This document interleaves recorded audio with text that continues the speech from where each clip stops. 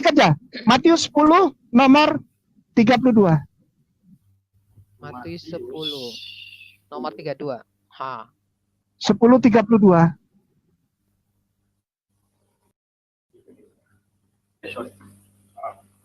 Oke, siap.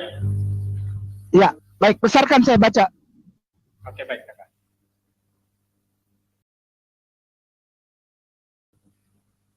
Kullu mayyashhadu. Yashhadu. Perhatikan itu baik-baik pemirsa. Bersyahadat. Kulum mayashhadu, bersyahadat. Yes. Padahal ini Alkitab kita nih. Alkitab kita dia bahas. Engkau bukan Kristen, engkau bukan pengikut Yesus. Kalau engkau tidak bersyahadat. Bersyahadat apa? Isa Rasulullah. Isa Rasulullah. Kita bukan Kristen, Bu, kalau tidak bersyahadat. Karena ternyata Yesus itu adalah itu Isa. Kullu ma yashhadu. Yashhadu. Itu dari kata syahadah, bersaksi. Li kudama nas. Di antara di hadapan manusia. Engkau bersaksi bahwa Yesus adalah utusan Allah. Baik. Itu yang masuk surga. Yesus adalah utusan Allah yang akan masuk, itulah yang akan masuk surga. Utusan Allah, benar, Yesus utusan Allah. Iya kan, Bu? Yesus itu utusan Allah kan?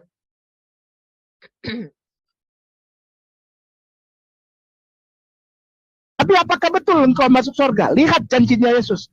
Ashadu, tuh, itu sebelahnya koma tuh. Ashadu lahu kudama abiladhi fi samai. Itu baru masuk ke langit, bukan ke surga. Belum.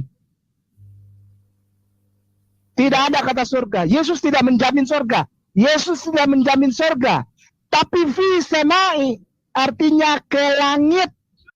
Yesus tidak menjamin surga. Nah, gimana teman-teman? Yesus tidak menjamin surga. Bentar, Pak Inyone. Mana yang teman-teman yang lain? Inyone, gimana kasih dong? Suara gimana? Ya, silakan kalau dia mau memberi komentar. Katanya dia tidak menjamin surga tapi menjamin langit. Iya, jadi nanti kita bakalan dicantolin di langit. Di langit-langit.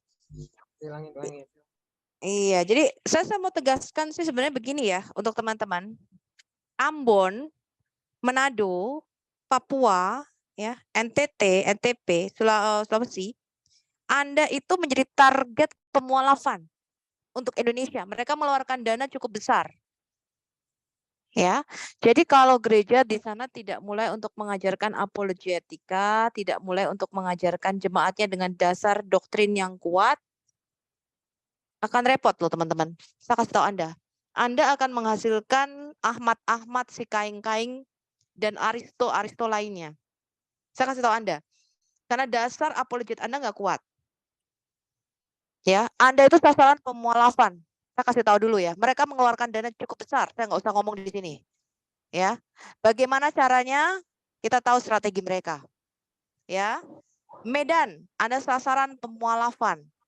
Ya, bahkan mereka memaksa menjual tanah ya secara pribadi saya kenal, dipaksa tanahnya dijual untuk dijadikan Islamic Center. Kalau nggak mau disuruh maju ke pengadilan.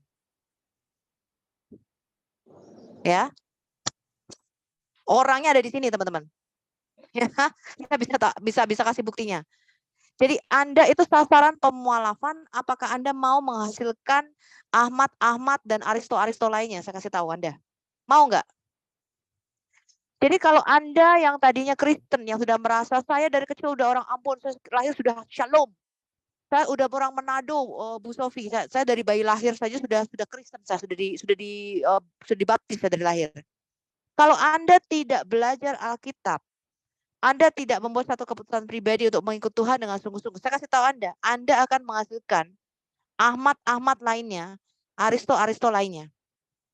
Kenapa? Karena Anda tidak back to the basic. Anda tidak balik ke dasar Alkitab biblical yang sangat kuat. Ya, apalagi nggak pernah baca Alkitab. Sayang sekali, teman-teman. Nah, sekarang kita lihat ini. Dia mengatakan, ya, ini Ahmad ini yang mengaku jago bahasa Ibrani. Tapi setelah kita tantang, waktu dia masuk di Pak Bomum, tantang untuk berdebat, berdialog, dia nggak mau.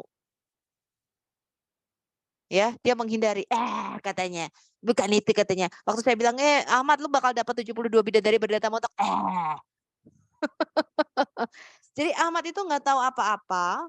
Convert ya, katanya saya mendapatkan hidayah, hidayatullah. Hah? Ya. Nah, jadi tapi Muslim itu terbuai dengan terpesona dengan kebohongan-kebohongannya yang dibungkus abis ya dengan seakan-akan oh Google Paste, ya. Dan mereka malah memberikan gelar kristologi. Jadi Islam itu adalah agama terkepo. Ya, harusnya Islam itu harusnya belajar Islamologi lebih dalam, belajar hadis-hadis, ya. Kita salut sama orang-orang Muslim, ada beberapa yang ke TikTok, ya. Mereka mengatakan saya tidak mau menyentuh Alkitab, Bu Sofi, karena saya tidak mempelajari Alkitab. Saya mau menjawab saja tentang iman Islam. Oh, saya salut sekali. Anda ahli tafsir, ahli hadis, bagus. Ya, jangan Anda sudah keluar dari Kristen, masih nyantol di agama Kristen. Masih menyamakan Isa yang adalah cucunya si Imron, keponakannya Musa dan Harun, dibunuh pada zaman Musa, disama-samain sama Yesus. Berkali-kali kita sudah mengatakan loh Ahmad. Ya, mantan itu lupain aja. Nah, jadi teman-teman saya banyak ketemu ya di TikTok ketika saya menginjili di TikTok. Mereka sosok Pancasilais. Ya, mengatakan nggak usahlah kita angkat perbedaan-perbedaan ini, tidak usahlah kita berdebat antar agama. Saya kasih tahu Anda ya, hapus Quranmu yang menyangkut nama-nama nabi dalam Alkitab. Ya, jangan lagi pakai nama Ibrahim, jangan nyolong nabi-nabinya Alkitab. Jangan pakai nama Musa, yang ada Musa semua kisah Musa dihapus. Yang ada si Isa yang kamu sama-sama dihapus. Jangan Quranmu kepo ngata-ngatain menyamakan Nasrani dengan Kristen dan Yahudi, ngata-ngatain orang Yahudi, kemudian kami tidak boleh menjawab Quranmu.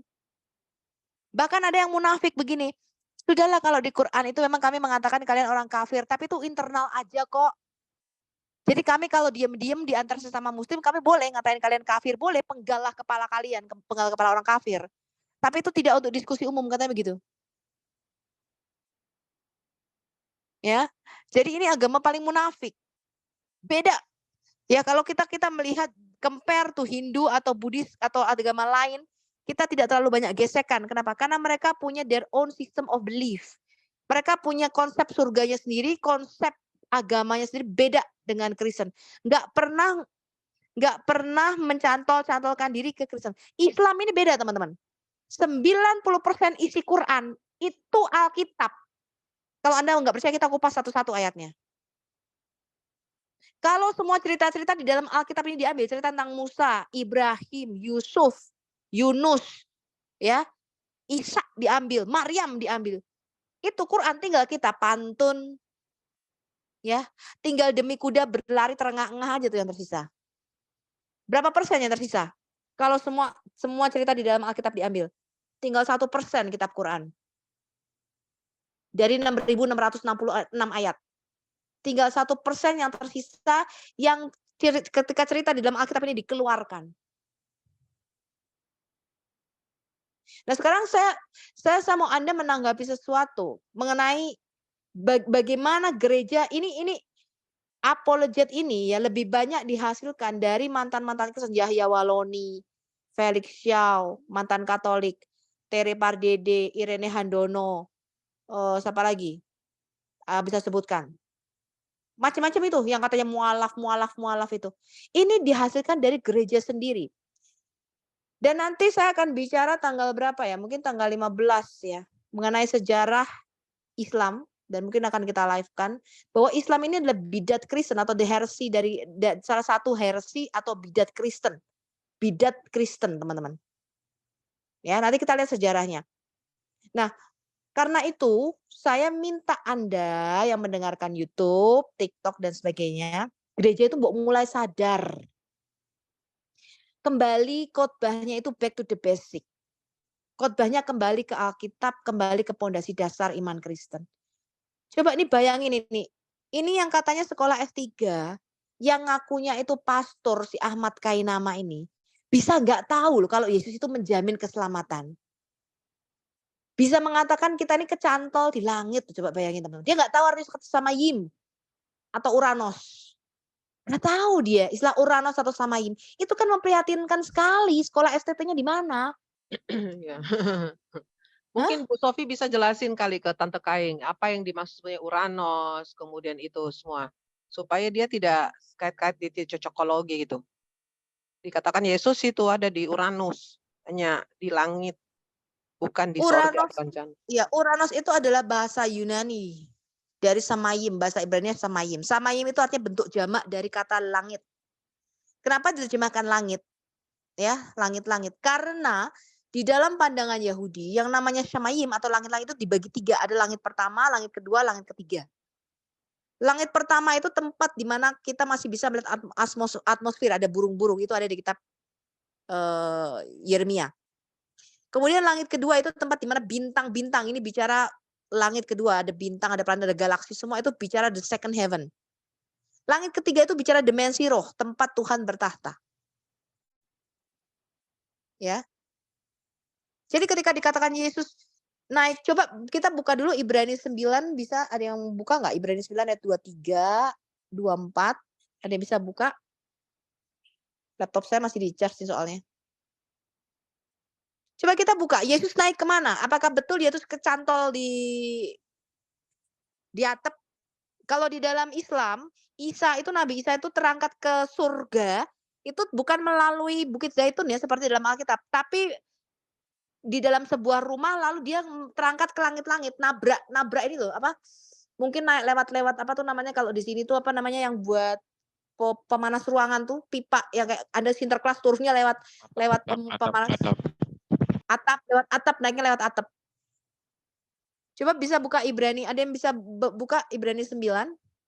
Tolong Bro Dev, boleh bantu ya, karena ini lagi recording dan dia nggak bisa minimize. Ntar aku bacakan aja deh. Kita bacakan aja langsung ya. Nggak usah dibuka ya. Ya oke. Coba kita buka, Yesus kemana naiknya? Kita buka Ibrani.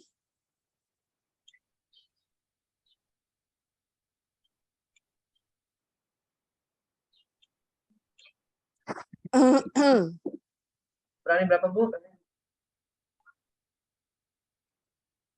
Ibrani 9.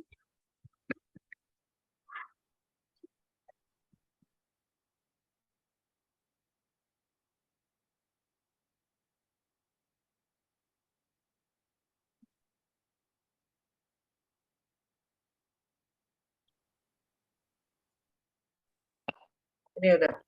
Berani 9 ayat berapa?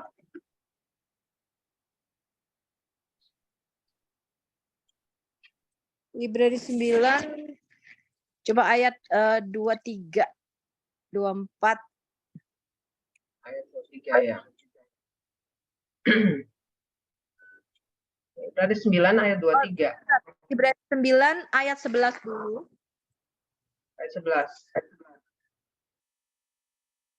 Tolong di mute ya. Yang lain. Ibrani 9 ayat 11. Tapi Kristus telah datang sebagai imam besar untuk hal-hal yang baik yang akan datang. Ia telah melintasi kemah yang lebih besar dan yang lebih sempurna, yang bukan dibuat oleh tangan manusia. Artinya yang tidak termasuk ciptaan. Kemudian ayat 1. Ya, ayat. Jadi tadi Yesus dikatakan dia melintasi kemah yang bukan buatan tangan manusia. Artinya itu ketika bicara kemah orang itu bicara langit. Ya, langit itu di dalam pandangan orang Yahudi seperti kemah, seperti tenda.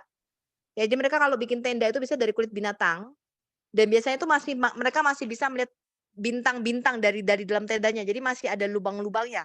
Ya, kalau kulit binatangnya itu tidak dilapisi lagi.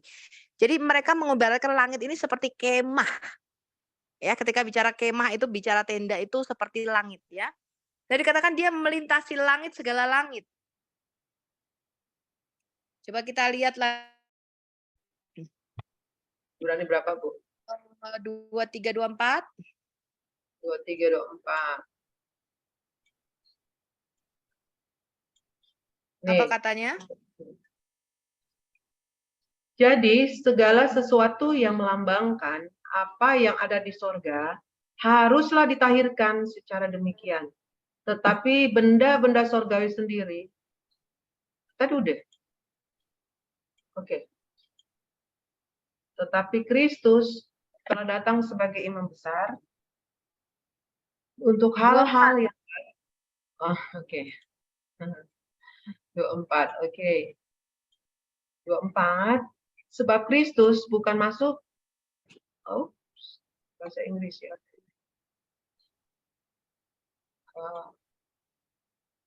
Kok bisa dari itu ya? Ibrani 9 ayat 24. Ayat 24. Sebab Kristus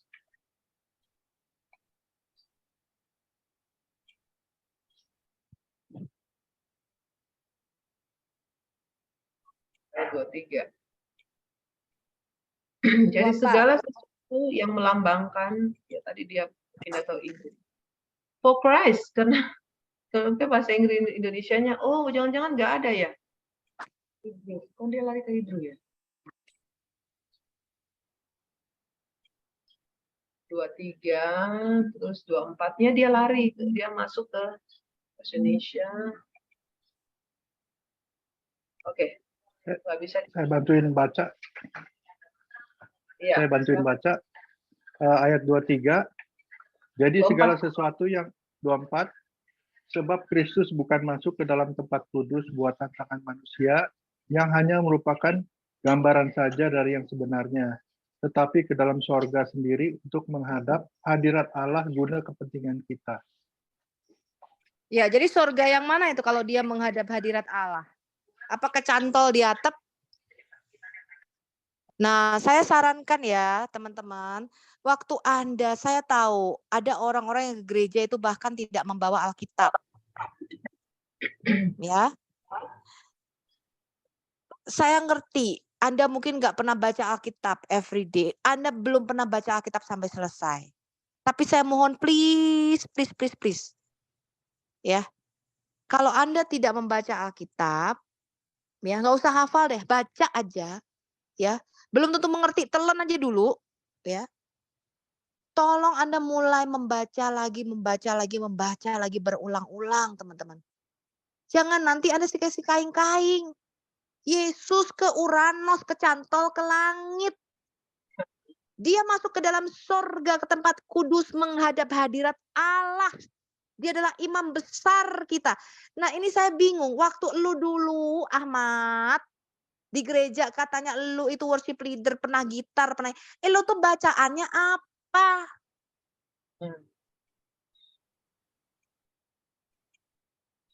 Bentar, saya masih ada telepon. Lanjutin dulu, Bu.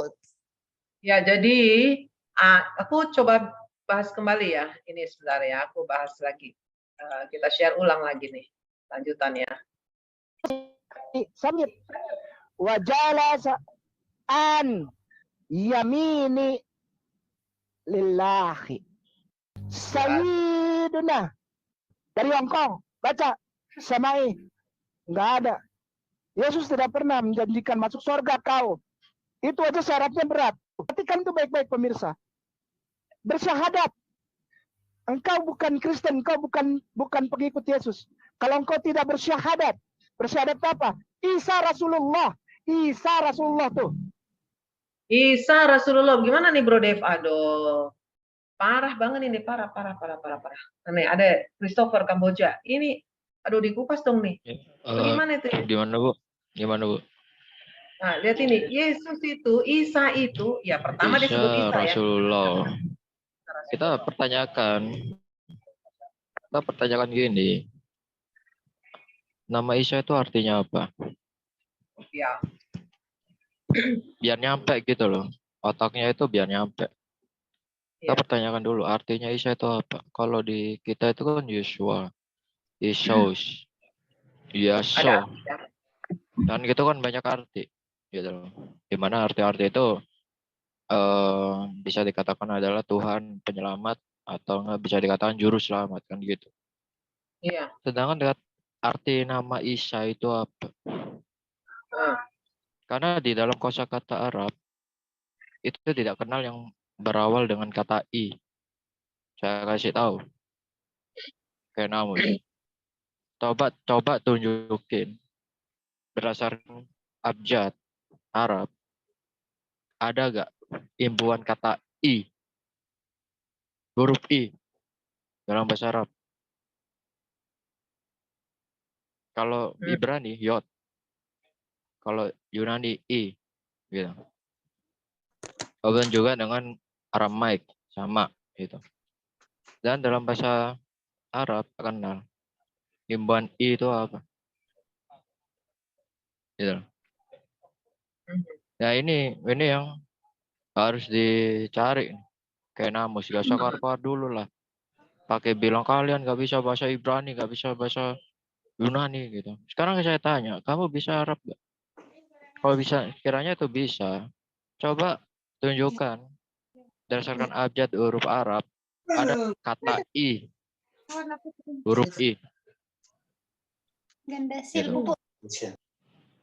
Tolong ya masing-masing bertanggung jawab dengan mic-nya. Tolong bantu Gitu. Kausian.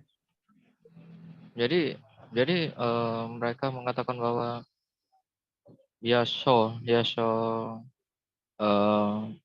Rasul.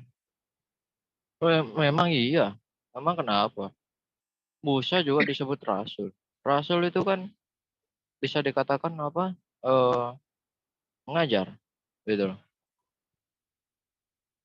Kayak orang Yahudi nyebutnya apa? Moshe Rabbeinu, gitu. Guru besar kami. Orang Kristen juga percaya Yeshua Rabbeinu, gitu. Cuman ya apa salahnya, gitu loh.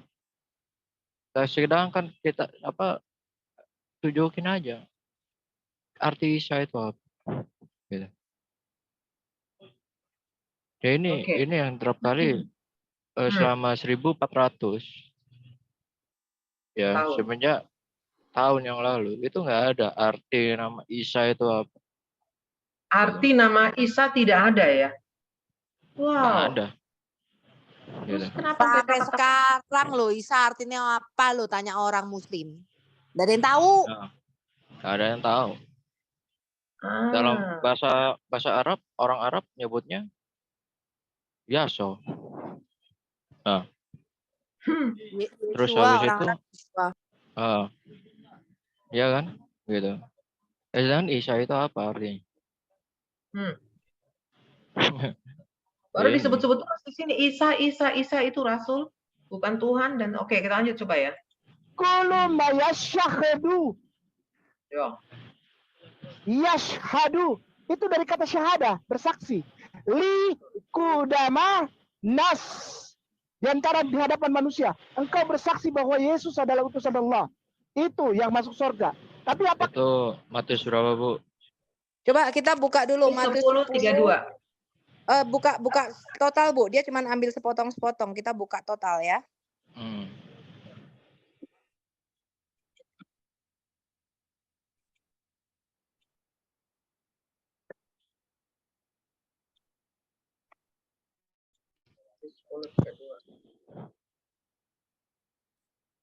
Soalnya orang ini berbohong luar biasa gitu loh, Bu. Kalau Iya. di dalam Baru suka monolog. di dalam teks Arabnya itu nggak ada loh asyhadu itu. Bohong dia itu. Bohong. Aduh, tante. Jangan gitu dong, tante. Loh iya. Gitu. Itu ini ya aku baca kan tadi yang dikutip itu Matius 10 ayat 32 ya, Bu ya. Ya. Nah, ini aku baca dalam bahasa Arabnya literasinya ya, interlinearnya ya.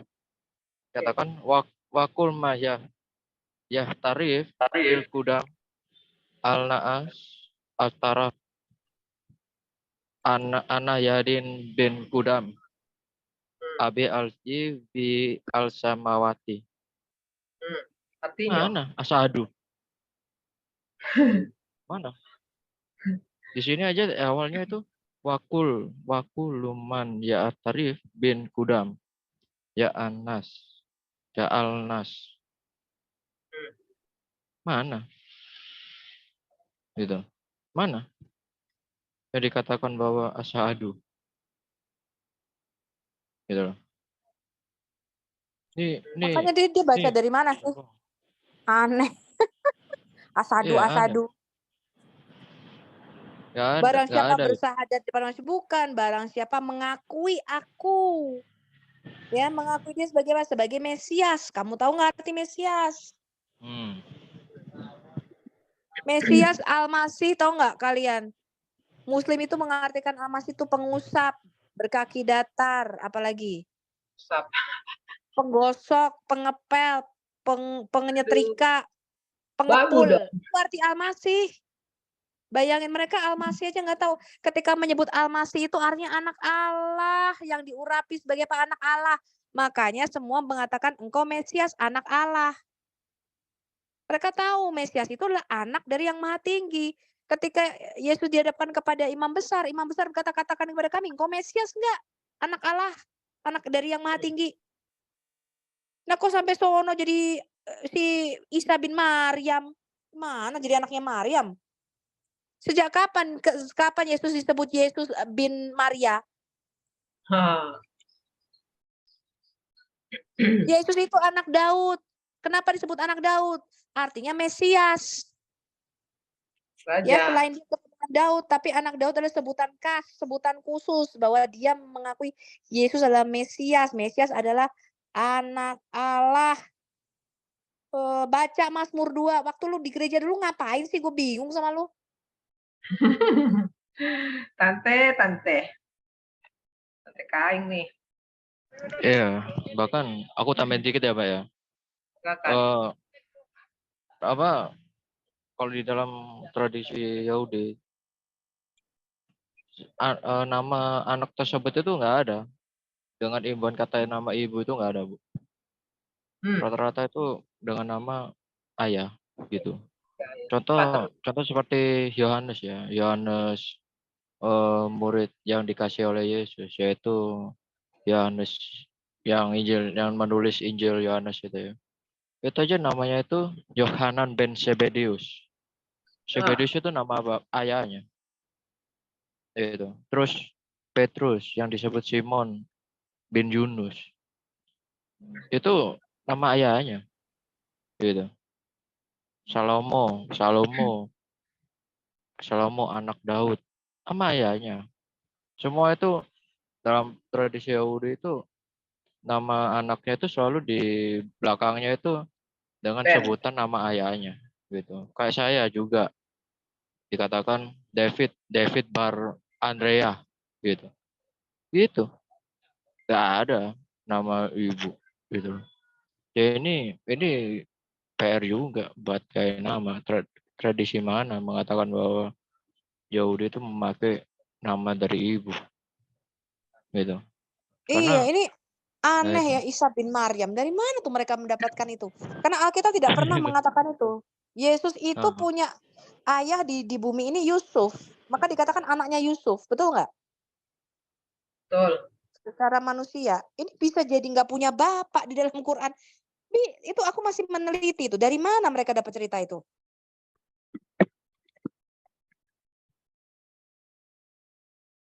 Iya. Ini kita lanjut lagi ya. Nah, bentar. Lagi. Ini lucu sih sebenarnya, kita harus tertawa juga, lihat tertawa dulu deh buat Tante Kain nih. Betul engkau masuk surga. Lihat janjinya Yesus. Ashadu, tuh, itu sebelahnya koma tuh. Ashadu lahu kudama abiladhi fi samai. Itu baru masuk ke langit, bukan ke surga. Belum ke surga, baru langit. Apa bedanya loh surga sama langit? Nah, itu. Baru dia katakan di sini, padahal bahasa Indonesia jelas loh, siapa mengakui aku di hadapan manusia, aku pun akan mengakuinya di hadapan Bapakku di surga. Ini Tante Kain nggak mengerti ke bahasa Indonesia, kok sampai mau bahasa Arabnya baru salah pula kali dia menjawab. Gimana nih? Ya, aku share ya. Ini aku pindah ke Google Translate ya, Bu ya. Ya. Translate itu ada bacaannya. Mana kata asyhadu itu mana? Di mana? Di situ aja wakul mal ya tarif bi kudam al naas ahtaraf ana ayidan. Mana? Asadu itu. Kenamus, mana? Gitu. Kita itu sudah jenuh mendengar kebohongan, kebodohan. Gitu. Yang kamu tunjuk itu suatu hal yang kebodohan. Gitu. Kita sudah berhenti menjadi orang bodoh. Kita berusaha untuk menjadi orang yang pintar. Pintar dalam artian meneliti. Gitu. Mana? Kata Oh, ini Asadu. fakulu man jahit tarif bi kudam. Ya? Mana kayak namus? Percuma kamu nunjukin bahasa Arab. Kenapa sekalian juga nggak kamu baca itu? Yunani. Yunaninya sekalian nggak kamu baca itu kenapa? Kamu katanya bisa bahasa Yunani. Gitu. Ya, sekalian dijelasin juga katanya Yesus itu tidak berada dia hanya ada di langit, Uranus. Aduh, apa itu maksudnya? Dia hanya ada di Uranus, langit. Bahkan nanti lebih lanjut lagi kita akan melihat bahwa Yesus ada di rukun Yamani. Wow. Ya kita counter balik juga, Bu. Iya ya. Berarti Allah SWT itu di Arsy. Arsy itu tempatnya di mana? Iya. Nah, ini kita lihat lagi ya. Kita lihat lagi nih. Sama ini, Bu. Saya ingin pertanyakan juga ke Kainamus. Nah, Satu aja. silakan. Coba jelaskan pada kita ini kaum kafir yang kalian anggap kami itu orang kafir. Coba jelaskan berdasarkan Al-Imran 55. Sesungguhnya dia berada di sisinya. Pertanyaan. Sesungguhnya ini Allah SWT ini kedudukannya di tingkat langit keberapa? Ulang lagi. Langit ketujuh atau langit kedua? Langit ketujuh atau ke langit kedua. Nah, loh. Dia bilang, Ya, itu Isa kan diangkat di sisinya Allah ya enggak? iya, ayo. Iya. Dasar lu Ahmad. Tamat kemiri, silakan. Tampol lu ya, ketampol. Iya. Apa lupa si Tante ke nama ini si Momo waktu ke Isra Mi'raj itu kan ketemu Allahnya itu terima apa itu sholat itu kan di langit apa terakhir ketujuh ya? Hah? Jadi sama aja. Rumah SWT juga di langit ya. Langit rumahnya SWT. Masa Kok disamakan? Iya ya itu aja maksudnya.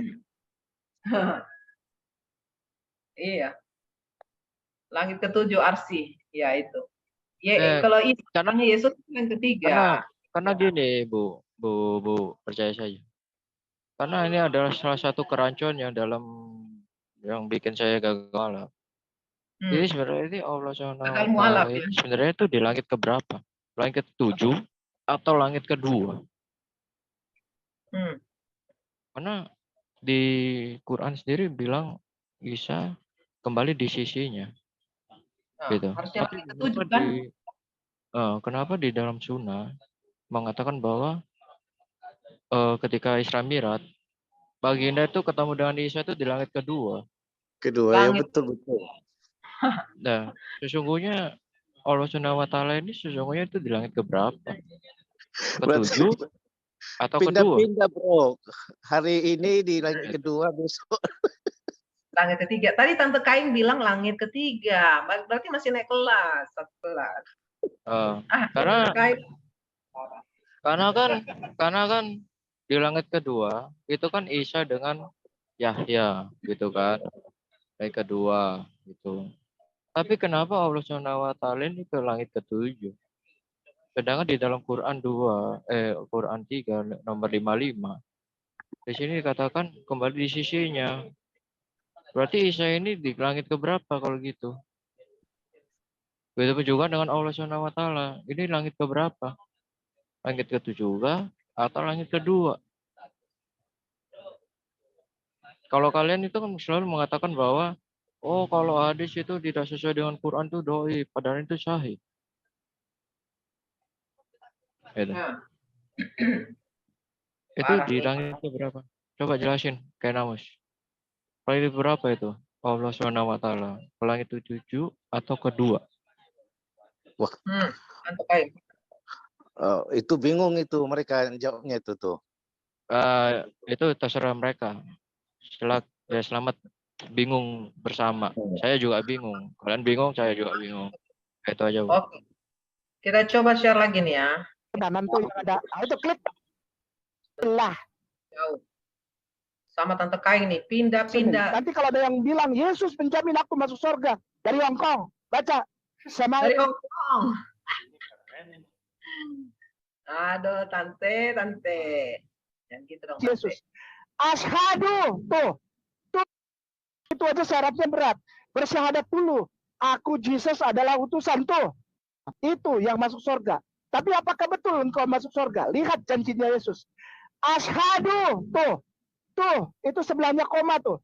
Asyhadu lahu kudama abiladzi fisa. Lalu, Tante, pusing dengar Tante. Sebentar. Bunga deh, supaya orang screenshot saudara kita, ya. Itu ada tulisan tuh. Asyhadu lahu kudama abi itu bapaknya bersaksi terhadap aku Yesus dan di hadapan Bapa. Ya. Abi ladzi fi. Screenshot udah. Markus 16 nomor 19. Ini apa bahasa Arabnya? Turun ke bawah. Markus 16 nomor 19.